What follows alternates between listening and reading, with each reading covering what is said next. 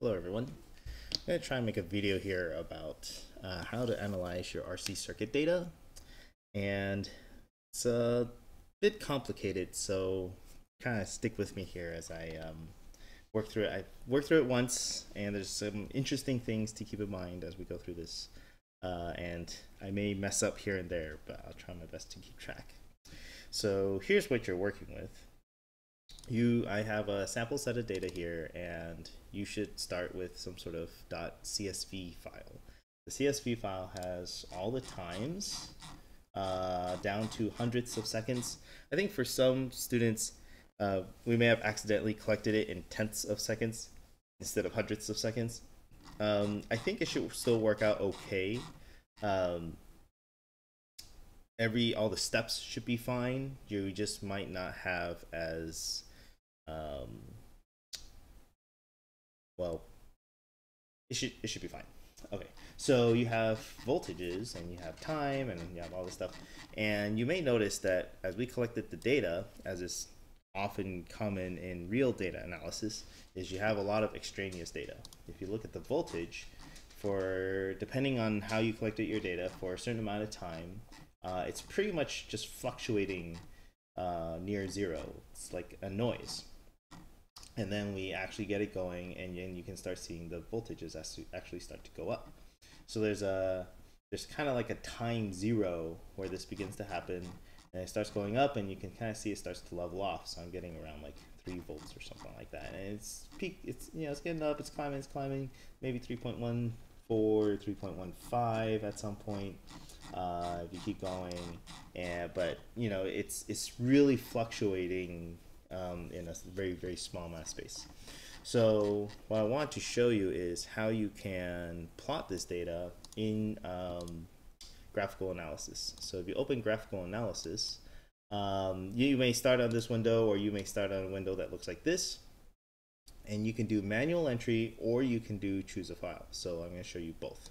So if you do choose a file, probably if you're using your Chromebook, then you can access directly to your Google Drive, or which is where your data should be.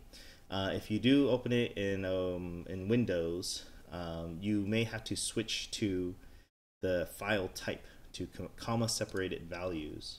So I'm going to go ahead and open sample data here, and here we have all the data plotted out pretty nicely. Oops, just kidding. So again, here you can see there's this region where you have just about nothing, and then it starts going up. So we can actually kind of track this, and we can kind of pick out a time where approximately where it jumps up, right? So somewhere in this 1.41 seconds or 1.4 seconds, and it's a little bit arbitrary. You kind of have to pick, but well, let's look at the data, look at the numbers. And we can see if we look at 1.4 and 1.41 and 1.39, just kind of between those, it's pretty clear the 1.39 is still pretty much zero. It's really in the ether of, I mean, that's like a millivolt, right? So there's some values above it that are actually above 1.39. But once you get to 1.4, from then on, it's pretty much increasing. It's increasing only. So let's go ahead and use. Now this is for my data, right? I'm going to use my data as an example, but use my data 1.4 seconds as like the start time. Then we kind of want only just this data. Okay, so what I would recommend is not messing with the original data on the original file. What I'm going to do is I'm going to copy just the data from 1.4 on, copy it, and then I'm going to put it onto a new sheet. Okay, so now I don't have to worry about the other stuff going on there. But once you start messing with your sheet, it kind of has some weird stuff going on here because it's a .csv file. So when you try and open it again, it might not open so easily. So from here on, what I'm going to do is I'm going to copy and paste the data. So I'll show you what that looks like. I'm going to do a new experiment. I won't save it. I'm going to do a manual entry. And what you can do is you can select one column, drag down. I know it's a lot of data and can be kind of annoying to do this kind of tedious analysis, but well, this is kind of preparing you for the real world, to be honest. So if I copy this and then I go to my first column here on the X, and then I can paste it. By the way, how I'm pasting it, I'm using, well, you can right click to paste, or you can use Control C and Control V on, I think it should work on Chromebooks or on Windows to copy and paste the cells. So I'm going to do the same thing here. I'll show you if you can do it without copy and paste shortcuts. If you right click, you should be able to copy here. And then when I go here, I can go ahead and hit paste. And now I have my data, except now I don't have that initial uncharging region, right? Okay, so what we need to do is we need to try and linearize this data. We need to try and curve fit this data, right? So theoretically, if the capacitor started charging right at time 0, we start collecting data and start charging right away, there's an equation to describe the charging process. So that equation is this one. It looks like, oops. This is for charging at time 0. Okay, so this is immediate charging. The reason why it's important that it's immediate is if it's not immediately at time 0, then you're gonna have some offset up here, which is gonna change what this value may become. So if the charging starts immediately at time 0, then this coefficient out here, this constant out here, will actually be the maximum voltage that theoretically our capacitors should build up to, right? So as t goes to infinity, you get e to the negative infinity, which is essentially 0, and 1 minus 0 is 1, then you get Vmax times 1. So our voltage should eventually approach Vmax. In order to linearize it, I'm going to do a couple steps here. I'm going to divide both sides by Vmax, and then I'm going, so that will leave this, and then I'm going to switch the places, so V over Vmax with the e to the negative t over tau. So algebraically manipulate to get this second line. From this line, I want to try and get t. I want to try and get t by itself. Or really, actually, what I'm trying to do is I'm trying to linearize it. I'm trying to make it in the form of y equals mx.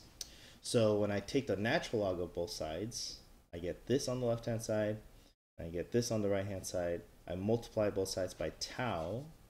And actually, I'm going to keep the negative t here, because you can kind of see if this is my y and this whole expression is my x, now tau is like my slope, m. Okay.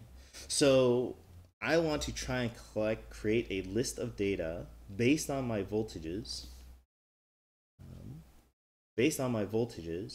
that gives this all the values of x, and I have my times, and I want all my times, the negative versions of time, to give me my values of y. But again, this time has to be the values of time as if it started at 0. So in our case, what we really need is kind of an adjusted time from the original set of data. Because if you look at the original set of data, it doesn't start at 0, it starts at 1.4. So what I'm gonna do is I'm gonna take all my times, and I need to subtract 1.4 from all of them, and also make them negative. So to help me do this, if you want to use Excel, you can use Excel, but I know a lot of you have Google Sheets. So I'm going to go ahead and copy all this data to Google Sheets and use it as just like a workspace. You're not necessarily going to save anything here. We're just using it as a place to make a lot of calculations quickly. Okay.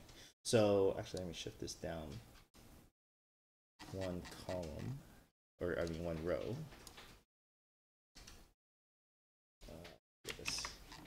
Let me let me do this. Okay, so this is my time. This is raw time. This is raw voltage. And what I want is I want adjusted time, but not just adjusted time. Really what I want is I want to try and create a list of data that is this reduced Y value, right? So that I can plot it. So if I do, let's say this is reduced X and reduced Y, okay?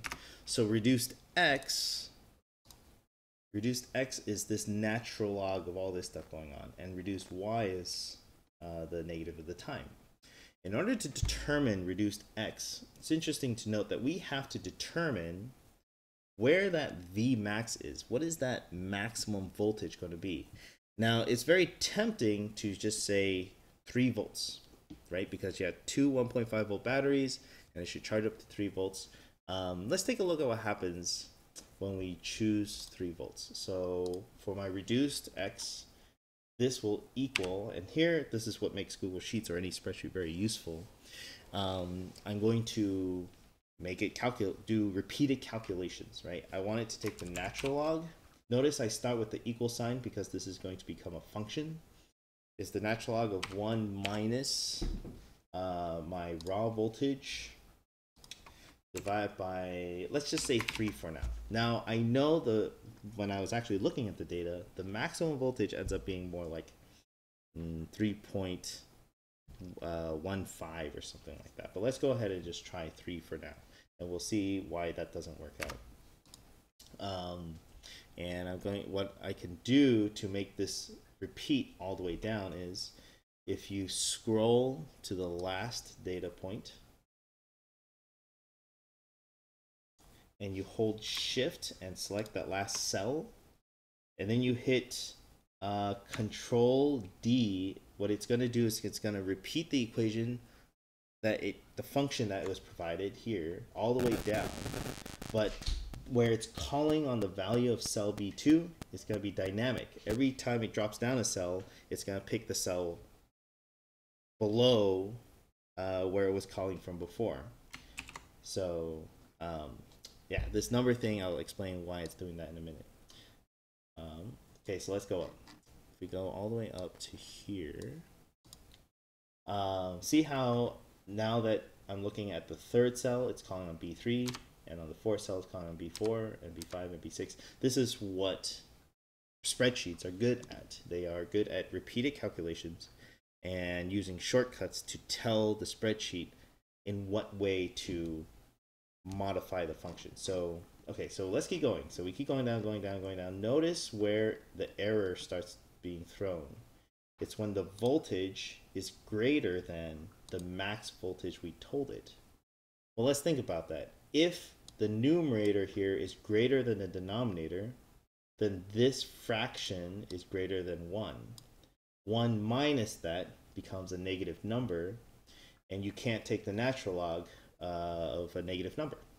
So what it means is that we really have to choose a max voltage that is as close to the maximum voltage that we see in this list, but just a little bit higher, like just a little bit higher. It doesn't work if it's exactly the same, because again, you're going to end up with natural log of exactly 0, and it's going to throw an error at you. So what's a good way to figure out the actual max value? There is a function in spreadsheets that determines the max value of a selection of cells. So let's call it the max. And what I'm going to do is I'm going to set this equal to the max close parentheses. And so that's the function we're telling spreadsheets to take the max value of a certain selection. So I'm going to select from up here all the way down to the, oops, too far, the last value here. And then it will tell me the max value that was found. Okay, so the maximum value of that entire list of voltages is 3.155212.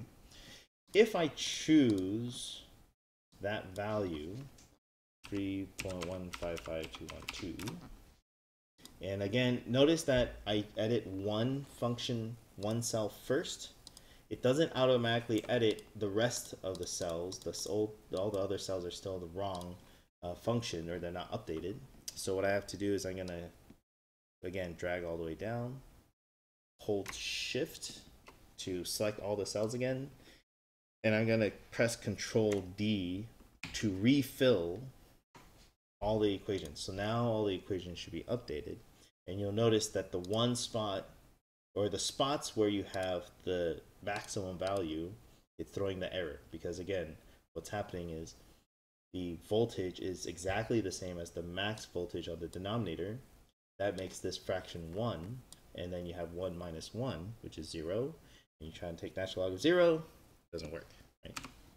Okay, so actually what we're going to try to do is we're going to choose just slightly higher. Okay, so let's say 3155213. Okay, just a teeny bit higher.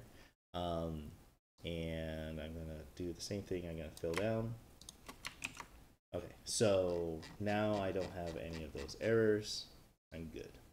Okay, so I have my reduced x values. I need to create my reduced y values. So in the equation, right, my reduced y values is just the negative of time. But again, I can't use this time. I need the negative of the zeroed time. So I need to remove 1.4 seconds from everything so that it drops it all back to 0. Or so it's as if it's starting at t equals 0. And I set that function. I'm going to, again, do the fill down trick so that it takes all the time data that I have, and it's essentially subtracting 1.4 from all of the raw time values and then making it negative.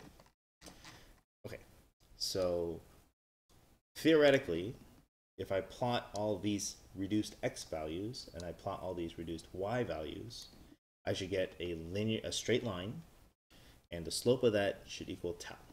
Okay, so let's give that a shot. I'm gonna select or copy all my reduced x values.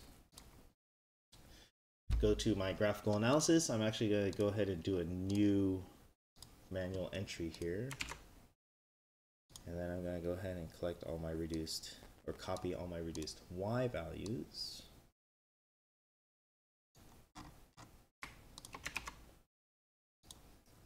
Paste it into my y. And that looks pretty weird, doesn't it? There's like a region where it is pretty straight. It's kind of a straight line. But it starts acting really strange in this region. I think it's really interesting to try and think about why it's doing it that way.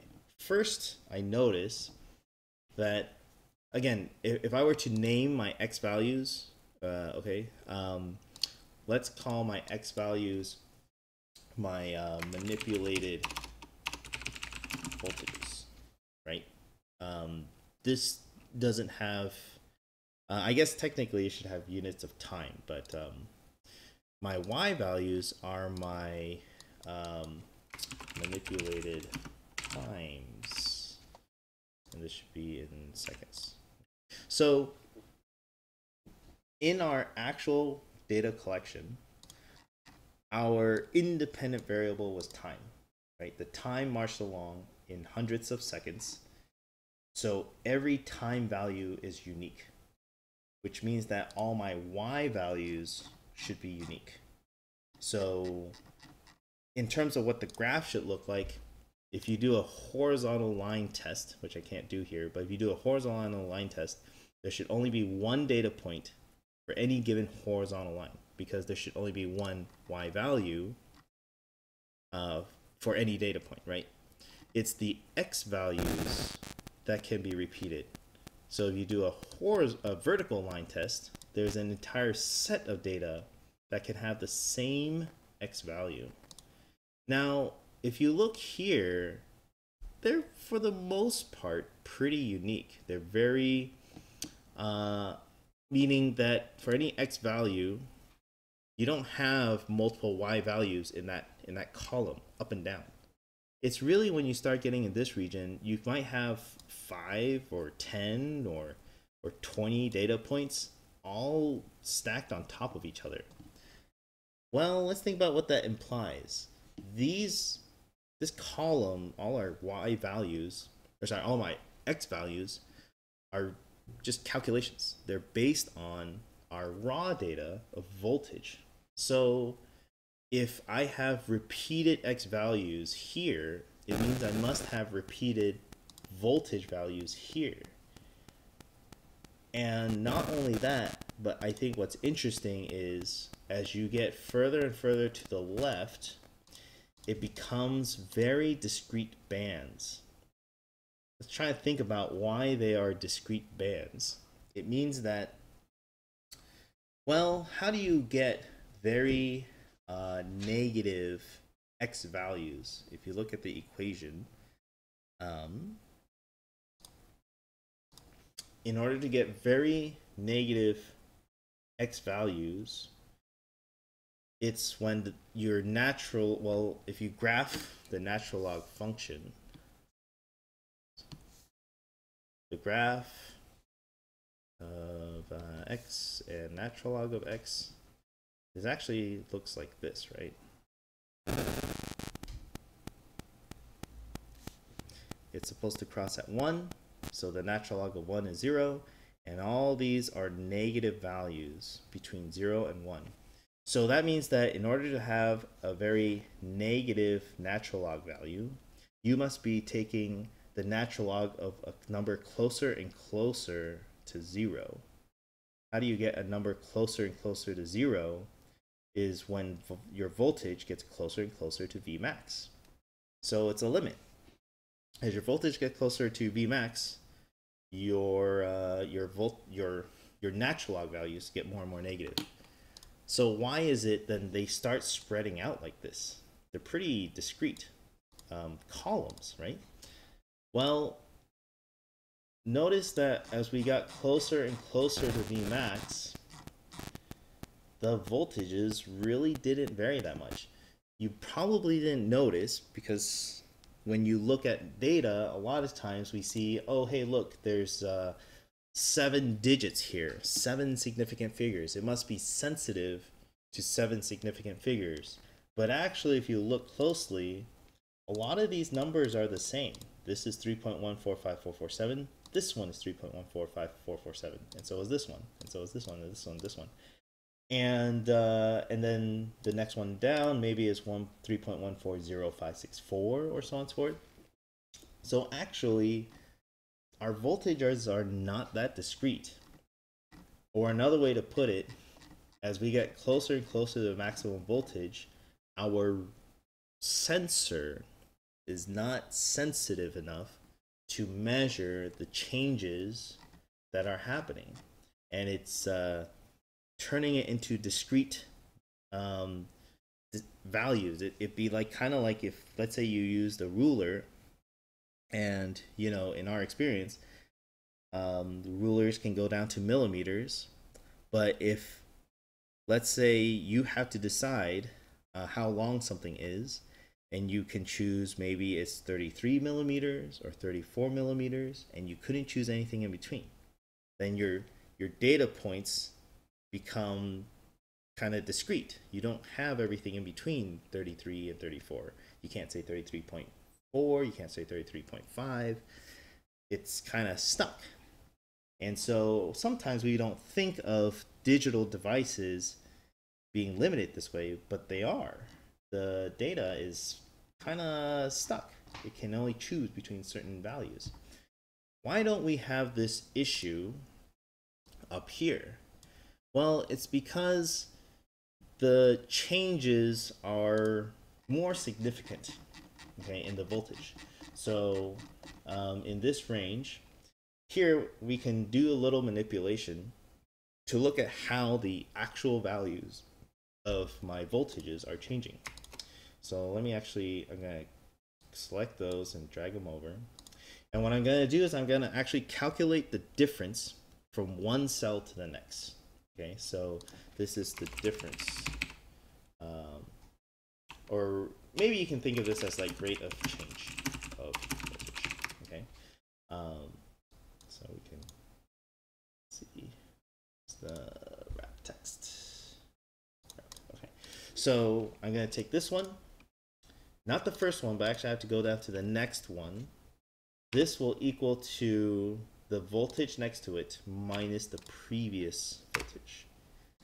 Okay, so when I arrange it like this function is taking the current voltage and subtracting the previous one. And now if I fill this all the way down, you can see how the voltages are changing from one to the next.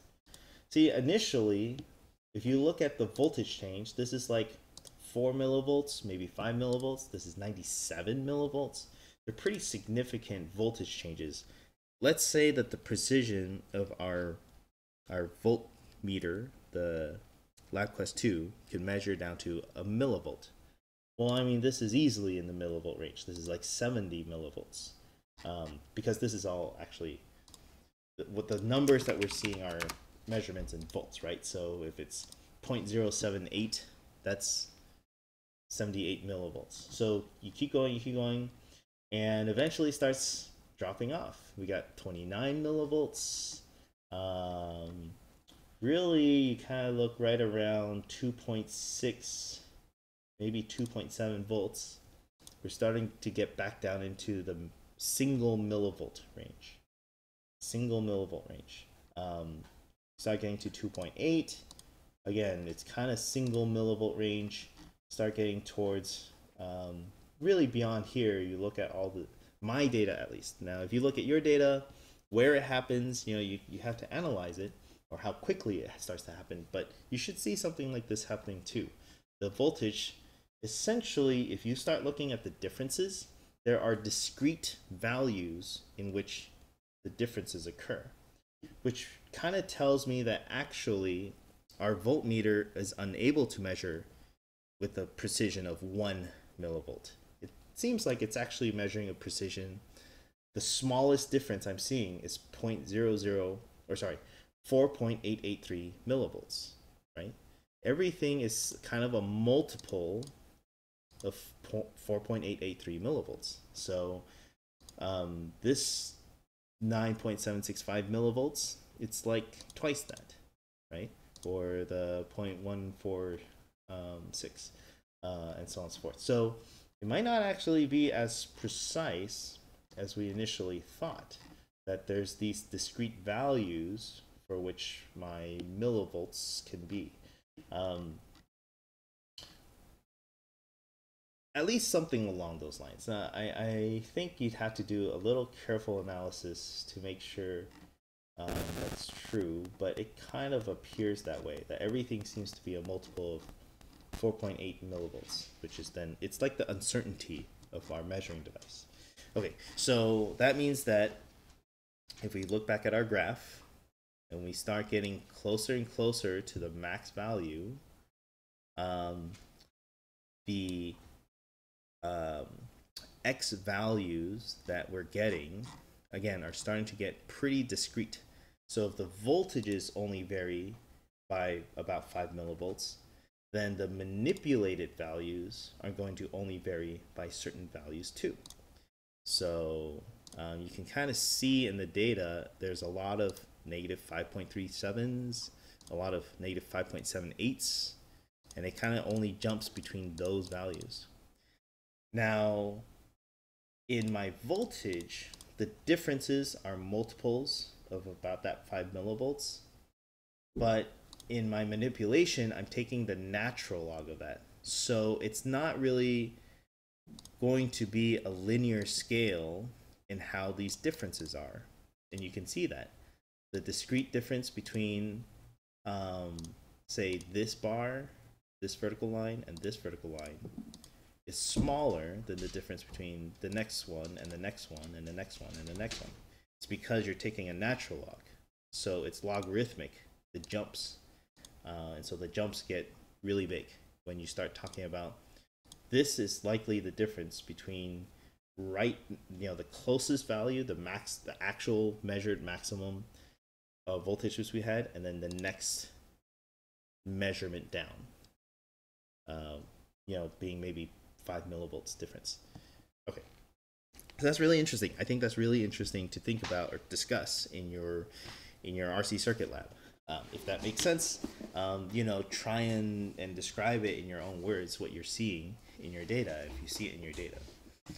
Okay, so, well, what do we do with this data then? Because if you look at it, I mean, we have a region that is a straight line, but, you know, we have all this data that's actually kind of not useful, right? Because if you look at my x value, it kind of looks like it starts wobbling a little bit, actually, around -2.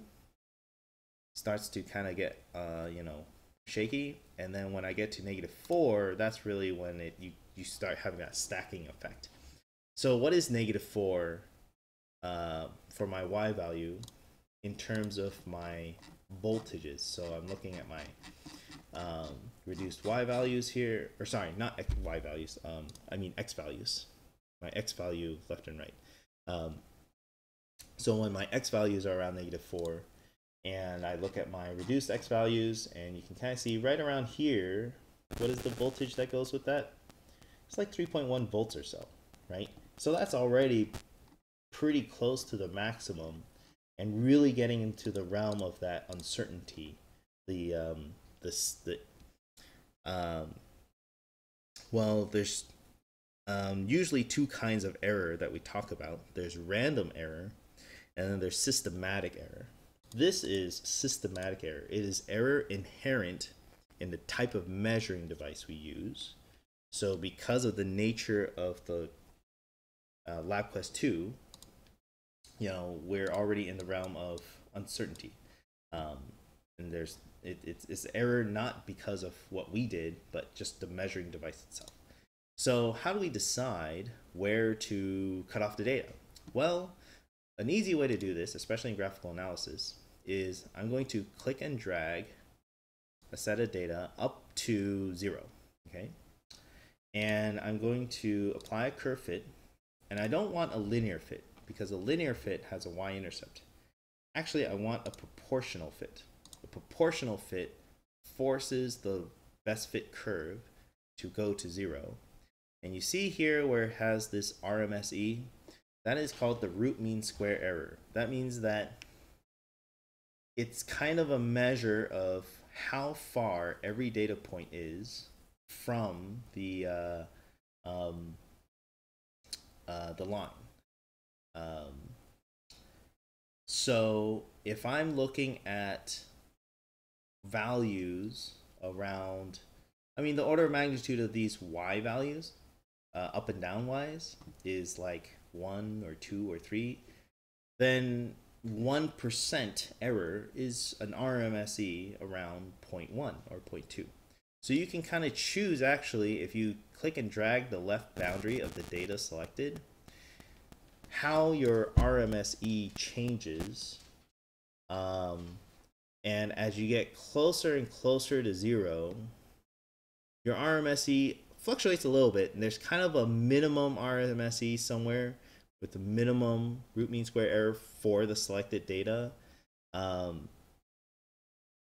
It's not necessarily right at 0. Well, maybe. I think I screwed it up. Okay. So what I'm going to do is I'm going to go out until my RMSE is... well, I guess the minimum is kind of right around here, but I'm gonna go a little further, actually, because the more data I get, the more supported my claim is going to be. But I still want to minimize error, right? So maybe somewhere around here, I'm getting like 0.01. It's gonna be your judgment call, what you consider to be a reasonable amount of error. If I go out to maybe an RMSE of like 0.2 or 0.02, again, for that region, the values are like -1 point something. It's like a 2% error or so, right? So, you know, you decide where you have good data, where you don't. And so now I have a slope. That slope is supposed to be my time constant. My time constant tau, meaning it should equal to my resistance times my capacitance. Now for the sample set of data that I collected, I know that my time constant theoretically calculated should be about 0.4. And what I'm getting for my best fit curve is maybe 0.37 or so. So that's like 8% error or so. And that's not bad. So yeah, let's recap all the different things that we did to analyze all this data. And as far as, and also maybe discuss what you ought to have in your lab report. First of all, do not include all your data in the lab report whatsoever. Please do not include like any of the stuff I did here. Don't just copy and paste me this 900 data spreadsheet. I don't need that. If you do, I will give you a 1, I swear. Don't give me all of this.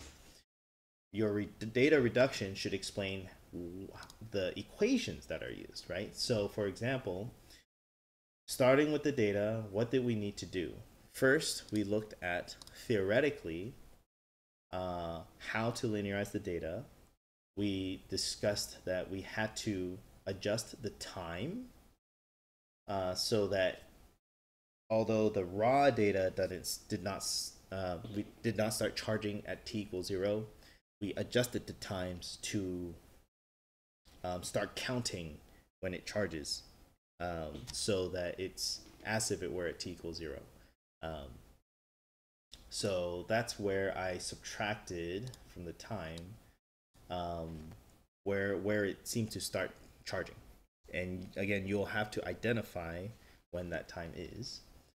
You have to identify, again, from the theoretical, what is your reduced y value, what is your reduced x value, so that, again, don't give me the table, but give me the equations that you use to make your plot. So when you plot this x axis is not volts, it's not voltage. It's going to be this function, the natural log of 1 minus v over v max. And for your y-axis, it's not going to be time. It's the negative of your raw time minus the kind of, I guess, the initial time, or the time shift, right?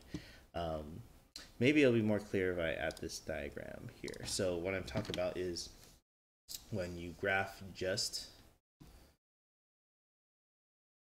time versus voltage, you probably had a graph that looked something like this. It was flat and then it started going up, right?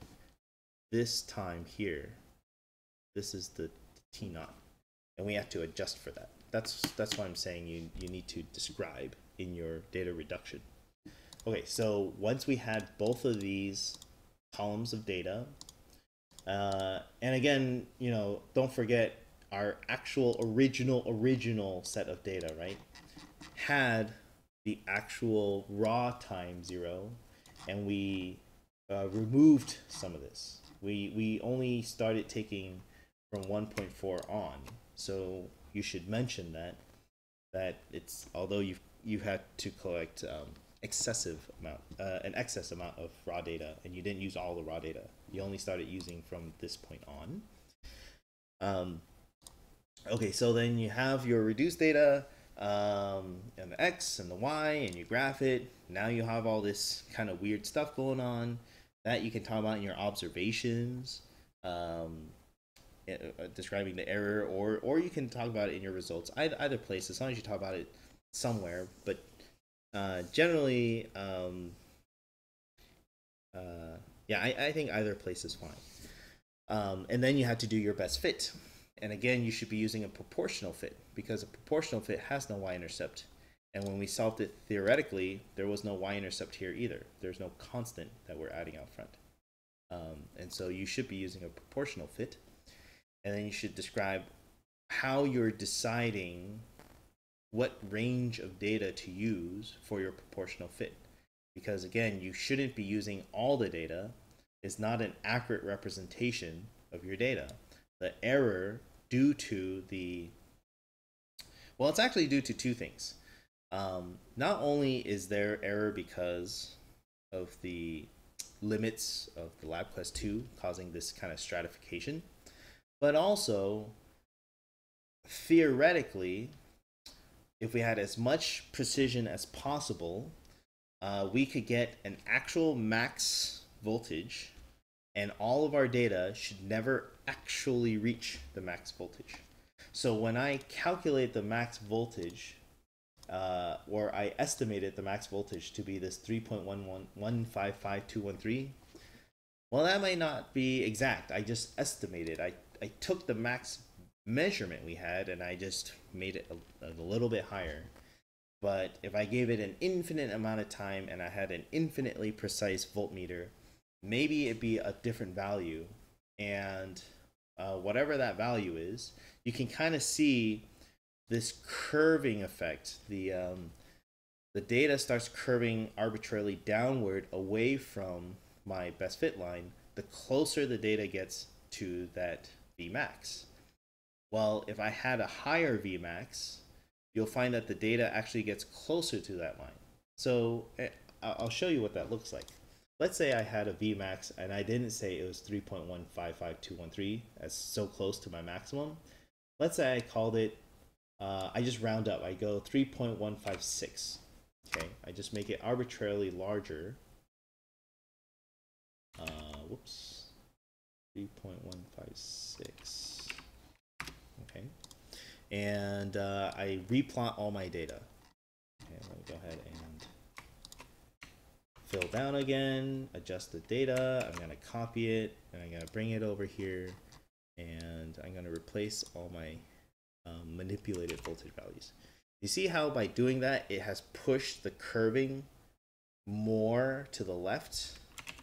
I can't undo, so it pushed it more to the left. So the higher my Vmax is, the more it's gonna push the theoretical drop off here, or not theoretical, but the drop off that's happening with my data. And so maybe you can argue this is a more accurate measure, and if you want, you can keep playing with what that Vmax is going to be. I mean, you can calculate what the theoretical maximum Vmax is, because if you look at your circuit, eventually all the voltage should be across your capacitor.